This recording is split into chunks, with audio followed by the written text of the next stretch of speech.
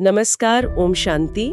बहुत बहुत स्वागत और अभिनंदन आप सभी का आज 20 सितंबर 2025 की मुरली चिट चैट में। तो आज प्यारे शिव बाबा ने हम बच्चों को भक्ति का मीठा फल याद दिलाया है, और वो भी कितने प्यार से। बाबा ने कहा, मीठे बच्चे, बाप आए हैं तुम पुराने भक्तों को भक्ति का फल देने। भक्ति का फल है ज्ञान, जिससे ही तुम्हारी सद्गति होती है। ये सुनते ही दिल में एक सुकून और खुशी की लहर दौड़ जाती है ना, कि जिस परमात्मा को हम ढूंढ रहे थे वो आकर हमें पहचान दे रहे हैं और सबसे अनमोल तोहफा ज्ञान दे रहे हैं। आज की मुरीर वाकई दिल को छू लेने वाली है। बाबा हमें आत्मा अभिमानी बनने की गहराई में ले जा रहे हैं। हमें समझा रहे हैं कि ये जो संगम का समय चल रहा है, ये कोई साधारण समय नहीं, ये तो पुरुषोत्तम बनने का युग है। और साथ ही सेवा करके अपनी तकदीर को कैसे सबसे श्रेष्ठ बना सकते हैं, इसकी चाबी भी दे रहे हैं। बाबा के एक एक शब्द में इतना प्यार और इतनी गहराई छुपी है। चलिए आज मिलकर बाबा की इन मीठी शिक्षाओं में गहरे उतरते हैं और महसूस करते हैं कि बाबा हमें कितना श्रेष्ठ बनाना चाहते हैं, कि हम ये चलता फिरता शरीर नहीं, बल्कि इसके अंदर चमकती हुई एक अविनाशी चैतन्य शक्ति आत्मा है। कितना अद्भुत है ये एहसास। ये ज्ञान स्वयं परमपिता परमात्मा हमारे प्यारे शिव बाबा ही आकर देते हैं। सोचिए, दुनिया में कोई हमें ये सच्ची पहचान नहीं दे सकता। ये जानना कि मैं आत्मा हूँ, मेरा असली स्वरूप शांति है, मैं अविनाशी हूँ, ये ज्ञान ही तो सच्ची स्वतंत्रता है। बिल्कुल, और बाबा इसी ज्ञान को भक्ति का वास्तविक फल कहते हैं। देखिए, हम सब आत्माएं आधा कल्प से, मतलब द्वापर युग से भक्त बनकर भगवान को पुकारती आई हैं। हे पतित पावनाओ, हमें दुखों से छुड़ाओ, शांति दो, मुक्ति दो। बाबा कहते हैं, बच्चे, मैं तुम्हारी पुकार सुनकर ही तो आता हूँ, और आकर क्या देता हूँ? तुम्हारी भक्ति का, तुम्हारी सच्ची लगन का फल, और वो फल है ये ज्ञान। कौन सा ज्ञान? यही कि तुम देह नहीं आत्मा हो, तुम मेरे प्यारे अविनाशी बच्चे हो। ये स्मृति ही तुम्हें सच्ची सद्गति यानी श्रेष्ठ गति का रास्ता दिखाती है। जब हम खुद को आत्मा निश्चय करते हैं तो जैसे एक बोझ उतर जाता है, देह के धर्म, देह के अभिमान, विकारों का बोझ।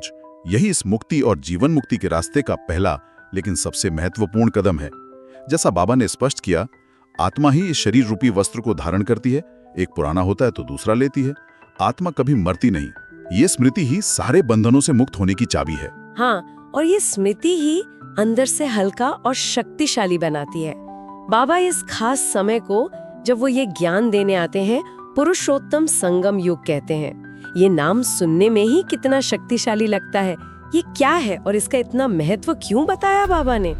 पुरुषोत्तम संगम युग यानी पुरुषों में उत्तम, श्रेष्ठ बनाने वाला युग। ये नाम ही इसकी महिमा बताता है। बाबा समझाते हैं कि ये पूरे 5000 साल के सृष्टि चक्र का सबसे कल्याणकारी, सबसे भाग्यशाली युग है। क्यों? क्योंकि इसी छोटे से संगम काल में स्वयं परमपिता परमात्मा शिव इस पुरानी पतित दुनिया में अवतरित होते हैं। आप सोचिए, भगवान का धरती पर आना, ये कितनी बड़ी घटना है। बाबा बताते हैं कि इस समय सारी दुनिया, हर आत्मा कनिष्ठ बन गई है, पतित हो गई है। मतलब आसुरी गुणों, विकारों के प्रभाव में आकर अपनी आत्मिक शक्ति खो चुकी है। आत्मा की चमक जैसे मैली हो गई है। इसे ही बाबा तमो प्रधान अवस्था कहते हैं, जब बुद्धि की शक्ति बहुत क्षीण हो जाती है।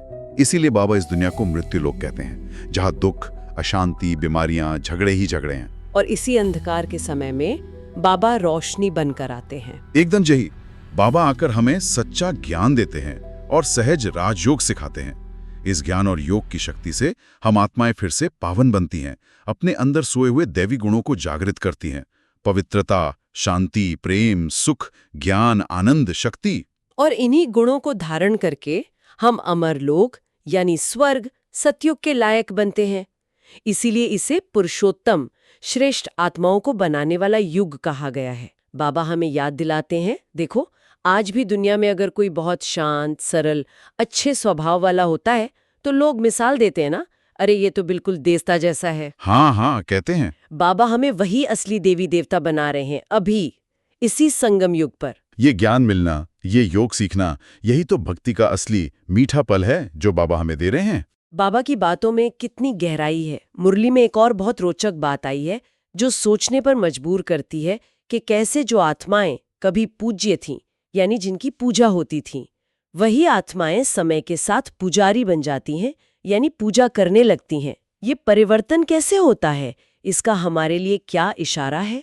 ये सृष्टि के नाटक का, आत्मा की 84 जन्मों की यात्रा का एक स्वाभाविक हिस्सा है, लेकिन इसमें गहरा रहस्य छुपा है। बाबा समझाते हैं कि सतयुग और त्रेता युग में जब आत्माएं सतो प्रधान और सतो रहती हैं, तब देवी देवताएं पूज्य होते हैं। वे स्वयं संपूर्ण हैं, पवित्र हैं, ज्ञान स्वरूप हैं। उन्हें किसी की पूजा करने की जरूरत ही नहीं। वे तो दाता हैं, देने वाले हैं। लेकिन जैसे जैसे आत्माएं जन्म पुनर्जन्म के चक्कर में नीचे उतरती हैं, उनकी आत्मिक शक्ति, उनकी कलाएं कम होती जाती हैं, पवित्रता घटती जाती है।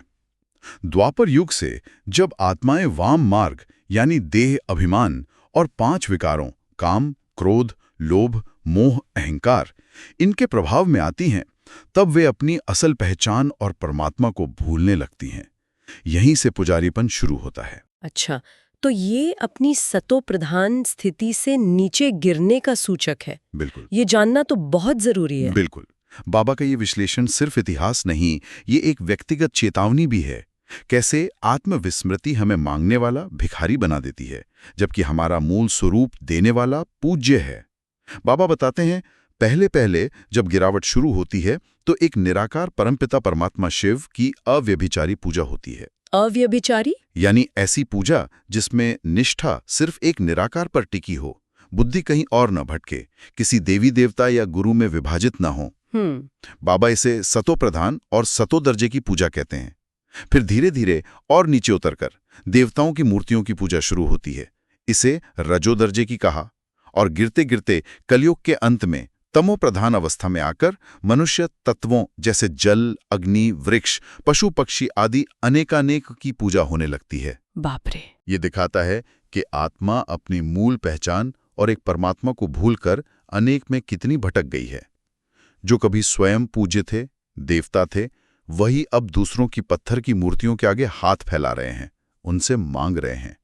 बाबा हमें इसी पुजारीपन की भक्ति से निकालकर फिर से ज्ञान द्वारा पूज्य बना रहे हैं। ये समझना बहुत महत्वपूर्ण है कि हम मूल में पूज्य आत्माएं हैं, और इसी यात्रा के दौरान बाबा बताते हैं कि दुनिया में और भी विविधता आती है, जैसे विभिन्न धर्मों का विस्तार एक वैरायटी झाड़ की तरह होता है। बाबा इसके बारे में क्या समझाते हैं? हाँ, ये सृष्टि रूपी झाड़ का रूपक बहुत सुंदर और ज्ञानवर्धक है। बाबा ज्ञान देते हैं कि इस 5000 साल के चक्र में अपने अपने निर्धारित समय पर विभिन्न धर्म स्थापक आत्माएं ऊपर से नीचे आती हैं और अपनी अपनी धर्म रूपी शाखा स्थापन करती हैं। जैसे इब्राहिम आते हैं तो इस्लाम धर्म की शाखा निकलती है, बुद्ध आते हैं तो बौद्ध धर्म की, क्राइस्ट आते हैं तो क्रिश्चियन धर्म की, ऐसे ही जैन, सन्यास आदि अनेक धर्म रूपी शाखाएं निकलती हैं। बाबा कहते हैं, हर धर्म की अपनी विशेषताएं हैं, अपने सिद्धांत हैं, इसलिए हर कोई अपने धर्म को ही ऊंचा समझता है। ये सब इस सृष्टि रूपी कल्प वृक्ष की वैरायटी टाल-टालियां हैं। लेकिन इन सब का आधार, बीज कहाँ है? बाबा स्पष्ट करते हैं कि इन सभी शाखाओं का मूल आधार, जो बीज है, वो है आदि सनातन देवी देवता धर्म, जो सतयुग में था। वही सबसे पहला ओरिजिनल धर्म है, और संगम युग पर उसी मूल धर्म से निकलकर परमात्मा शिव द्वारा ज्ञान दिए जाने पर ब्राह्मण धर्म की स्थापना होती है। यही संगम युगी ब्राह्मण धर्म फिर से नए सृष्टि चक्र के लिए सतयुग की स्थापना का आधार बनता है। तो बाबा हमें पूरे कल्पवृक्ष का ज्ञान देकर हमारी बुद्धि को विशाल बनाते हैं। अच्छा, इसी संदर्भ में बाबा ने जैन धर्म में नग्न रहने की प्रथा का रूहानी अर्थ भी समझाया है। वे कहते हैं, भगवानुवाच है कि तुम अशरीरी आए थे, तुम्हें अशरीरी बनकर वापस जाना है। इसका गहरा अर्थ है देह और देह के सभी संबंधों से, आकर्षणों से डिटैच होकर स्वयं को आत्मा समझना, आत्मा अभिमानी बनना। लेकिन बाबा कहते हैं, इस गहरे रूहानी अर्थ को न समझकर कुछ लोग इसे शाब्दिक अर्थ में ले लेते हैं और सिर्फ वस्त्र उतार देते हैं। बाबा का इशारा है कि बाहरी त्याग से ज्यादा महत्वपूर्ण है मन का त्याग, देह अभिमान का त्याग। रूहानी अर्थ को समझना और जीवन में उतारना ही सच्चा धर्म है। ये तो बहुत गहरी समझ है। बाबा हम संगम युगी ब्राह्मण बच्चों को देवताओं से भी ऊंचा बताते हैं। ये सुनकर तो आश्चर्य भी होता है और खुशी भी। ऐसा क्यों है? देवताओं से ऊंचा मुकाम कैसे? हाँ, ये बाबा की हम बच्चों के प्रति मोहब्बत और हमारे भाग्य की निशानी है। ये बहुत गहरी बात है और इससे समझना हमारे पुरुषार्थ को तीव्र कर सकता है। ऐसा इसलिए क्योंकि ये संगम युगी ब्राह्मण ही वो भाग्यशाली आत्माएं हैं जो सीधे परमपिता परमात्मा शिव बाबा से सम्मुख बैठकर ज्ञान सुनती हैं और पढ़ती हैं। देवता तो सतयुग त्रेता में अपनी प्रारब्ध यानी पिछले संगम युग के पुरुषार्थ का फल भोगते हैं, वे बाप से पढ़ते नहीं हैं। हाँ, ये बात तो है। हम ब्राह्मण इसी जन्म में बाप से पढ़कर ज्ञान और योग के पुरुषार्थ से मनुष्य से देवता बनते हैं। कितना बड़ा परिवर्तन है। बाबा हमें प्रजापिता ब्रह्मा की मुख वंशावली कहते हैं, कुख वंशावली नहीं। यानी हम ब्रह्मा के मुख से निकले ज्ञान रत्नों द्वारा रचे गए ब्राह्मण हैं, शारीरिक जन्म से नहीं। इसीलिए ब्राह्मणों की चोटी, उनका स्थान देवताओं से भी ऊंचा दिखाया जाता है। हम ज्ञान के आधार पर बनते हैं और इस पुरानी दुनिया को बदलकर नई दुनिया बनाने के विश्व परिवर्तन के महान कार्य में परमात्मा के मददगार निमित्त बनते हैं। लेकिन लौकिक दुनिया में मुख वंशावली जैसा कोई कॉन्सेप्ट नहीं है, तो इसे साधारण व्यक्ति कैसे समझेगा? क्या इसका कोई व्यवहारिक पहलू भी है? हाँ बिल्कुल, व्यवहारिक पहलू ये है कि ये रिश्ता शारीरिक नहीं, आत्मिक है। जैसे कोई गुरु अपने शिष्य को ज्ञान देकर उसे बनाता है, वैसे ही शिव बाबा हमें ज्ञान देकर ब्रह्मा के द्वारा अपना बच्चा बनाते हैं। ये बुद्धि का कनेक्शन है, आत्मा का रिश्ता है। ये समझने से हम देह के रिश्तों से ऊपर उठकर आत्मिक स्नेह का अनुभव कर सकते हैं। लेकिन बाबा साथ में ये भी याद दिलाते हैं कि ब्राह्मण बनने के बाद भी अगर पुरुषार्थ में ढीलापन आया तो स्थिति गिर सकती है। हाँ, बाबा ये भी कहते हैं कि माया विघ्न डालती है, पुराने संस्कार खींचते हैं। बिल्कुल, क्योंकि अनेक जन्मों के जो पुराने संस्कार हैं, खासकर देह अभिमान और 5 विकारों के अंश, वो बार बार हमें नीचे खींचने की कोशिश करते हैं, बाप की याद में टिकने नहीं देते। अगर हम श्रीमत पर चलने में थोड़ी भी लापरवाही करते हैं, ज्ञान मुरली सुनने पढ़ने में, योग करने में अनियमित हो जाते हैं, तो माया हावी हो जाती है और हमारी चढ़ती कला रुक जाती है, स्थिति गिरने लगती है। इसलिए बाबा बहुत सुंदर युक्ति बताते हैं, हथ कार दे दिल यार दे। हाँ, ये तो बहुत प्यारी युक्ति है। यानी हाथ से भले दुनिया के सब कामकाज करो, अपनी जिम्मेदारियां निभाओ, लेकिन दिल मन बुद्धि सदा एक बाप, अपने प्यारे यार, अपने अविनाशी माशूक की याद में लगी रहे। कर्म करते हुए भी मन बाबा की याद में रहे, यही सहज योग है। बाबा ने आशिक माशूक का भी उदाहरण दिया है। ये सुनने में बहुत प्यारा और रूहानी लगता है। हाँ, ये आशिक माशूक का रूपक भक्ति मार्ग की तीव्र लगन और अब ज्ञान मार्ग में बाबा के प्रति स्नेह के बीच एक सुंदर पुल बनाता है ना? बिल्कुल सही कहा आपने। ये रूपक बहुत गहरा है। बाबा कहते हैं, मैं तुम सभी आत्माओं का एक अविनाशी बेहद का माशूक हूं और तुम सब मेरे आशिक हो। आधा कल्प से तुम भक्त आत्माएं मुझे ही याद करती आई हो, मुझे पुकारती आई हो। जैसे लौकिक दुनिया में भी सच्चे आशिक माशूक एक दूसरे के बिना रह नहीं सकते, एक दूसरे की याद में खोए रहते हैं, वैसे ही हमें भी बाप की याद में लवलीन रहना है। बाबा ही एकमात्र ऐसा माशूक है जो कभी किसी आत्मा पर आशिक नहीं होता, क्योंकि उनसे ऊंच तो कोई है ही नहीं। वे तो हम बच्चों को इस आसुरी जेल यानी 5 विकारों और देह अभिमान के रावण राज्य से छुड़ाने आए हैं। सही। लेकिन इस स्नेह के साथ साथ पुरुषार्थ भी चाहिए। बाबा कहते हैं, ये क्रिमिनल आए यानी विकारी दृष्टि, दूसरों के अवगुण देखने वाली दृष्टि बहुत धोखा देती है। इसे बदलकर सिविल आय यानी पवित्र रूहानी गुणग्राही दृष्टि बनाने में मेहनत लगती है, अभ्यास लगता है। हमें अपनी वृत्ति को, अपने संस्कारों को देवताओं जैसा दिव्य बनाना है। मुरली में बाबा एक गंभीर बात भी कहते हैं कि कई बच्चे अपनी तकदीर को खुद ही शूट करते हैं, यानी बिगाड़ देते हैं। इसका क्या मतलब है? ये सुनकर तो थोड़ा डर भी लगता है। हाँ, ये बाबा की मीठी चेतावनी भी है और गहरा मार्गदर्शन भी। डरने की बात नहीं, समझने की बात है। इसका अर्थ है कि जो बच्चे इस अनमोल संगम युग में बाप के बन तो जाते हैं, इस युग का महत्व भी शायद समझते हैं, लेकिन फिर ज्ञान और योग की पढ़ाई पर पूरा ध्यान नहीं देते। अच्छा। बाप की श्रेष्ठ मत यानी श्रीमत पर नहीं चलते और सबसे महत्वपूर्ण परमात्मा सेवा में तत्पर नहीं रहते, यानी दूसरों को भी बाप का परिचय देकर उनके कल्याण के निमित्त नहीं बनते। वे जाने अनजाने में अपना ही ऊंच पद भ्रष्ट कर देते हैं। वे अपनी श्रेष्ठ तकदीर बनाने का जो सुनहरा अवसर मिला है उसे गवा देते हैं। जैसे कोई निशानेबाज निशाना लगाते समय चूक जाए और अपने ही पैर पर गोली मार ले, वैसे ही ये बच्चे अपनी ही तकदीर को शूट कर देते हैं। तो इसका मतलब है कि सिर्फ बाप को पहचान लेना काफी नहीं है? बिल्कुल नहीं। पहचानना पहला कदम है, लेकिन फिर उस पहचान के आधार पर चलकर मंजिल तक पहुंचना है। बाबा स्पष्ट कहते हैं, अच्छी पढ़ाई, ज्ञान और निरंतर याद की यात्रा से ही भविष्य में ऊंचा पद मिलता है। और साथ ही बाबा कहते हैं जो सर्विसेबल बच्चे हैं, जिन्हें सेवा का शौक है, जो दूसरों की निस्वार्थ सेवा करते हैं, उन पर बाबा बहुत राजी होते हैं। हाँ, सेवा का बहुत महत्व है। सेवा करने से दुआएं मिलती हैं, शक्ति बढ़ती है और अपना पद भी ऊंचा बनता है। बाबा कहते हैं अपने ऊपर और दूसरों पर रहम करो। अपने ऊपर रहम करना मतलब पुरुषार्थहीन बनकर अपना भाग्य नहीं गंवाना। दूसरों पर रहम करना मतलब उन्हें भी बाप का परिचय देकर दुखों से छुड़ाना।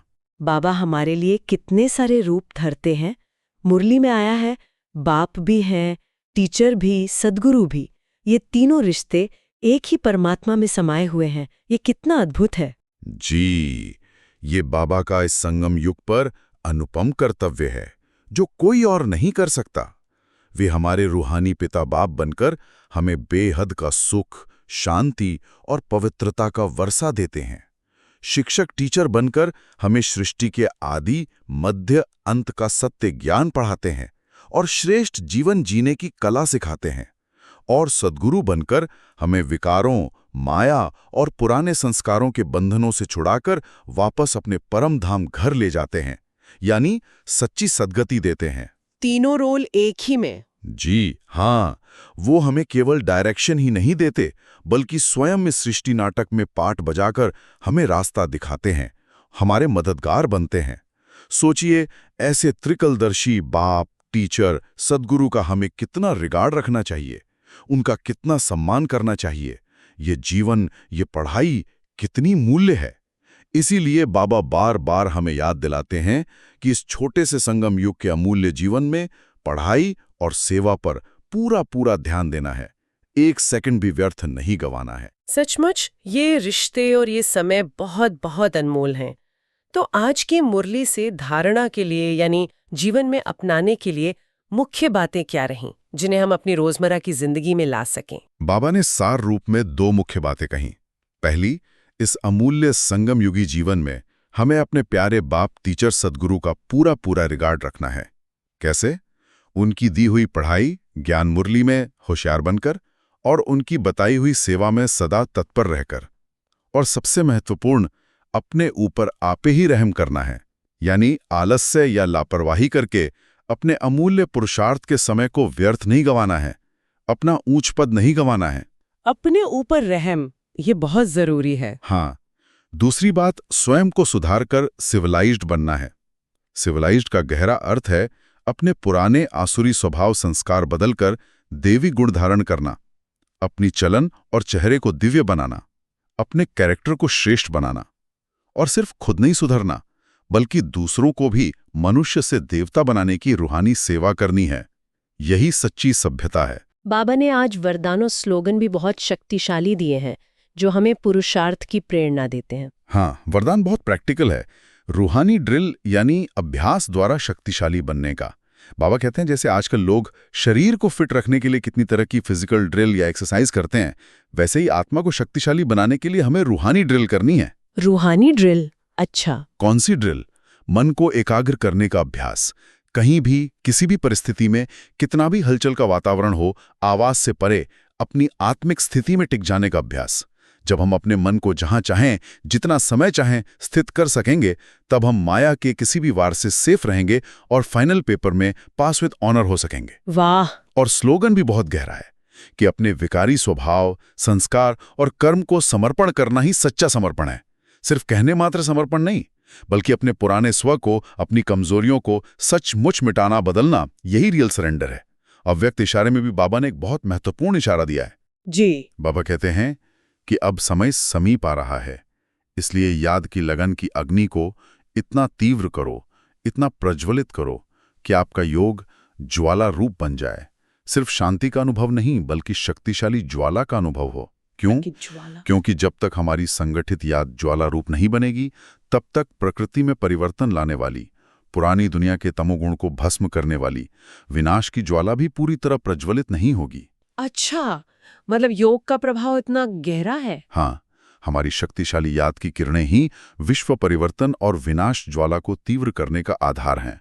तो अब ज्वाला रूप योग का अनुभव करने और कराने का दृढ़ संकल्प करना है। सचमुच आज बाबा ने हमें ज्ञान, योग और सेवा का संतुलन बनाकर अपने अंदर रूहानी शक्ति भरकर अपनी तकदीर को श्रेष्ठ बनाने की कितनी सुंदर और गहरी प्रेरणा दी है। बाबा के प्रति अथाह प्यार और अटूट निश्चय को दिल में बसाकर उनकी हर श्रीमत पर चलना ही इस जीवन को सफल बनाना है।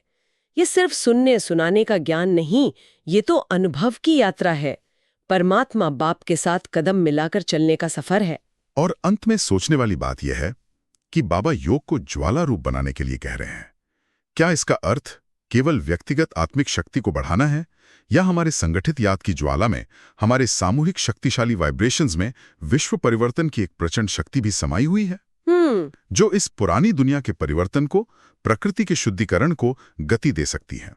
इस पे गहराई से विचार करना और अनुभव करना हमें अपने व्यक्तिगत और सामूहिक पुरुषार्थ को और तीव्र करने की और संगठित रूप से एक शक्तिशाली फोर्स बनने की प्रेरणा दे सकता है।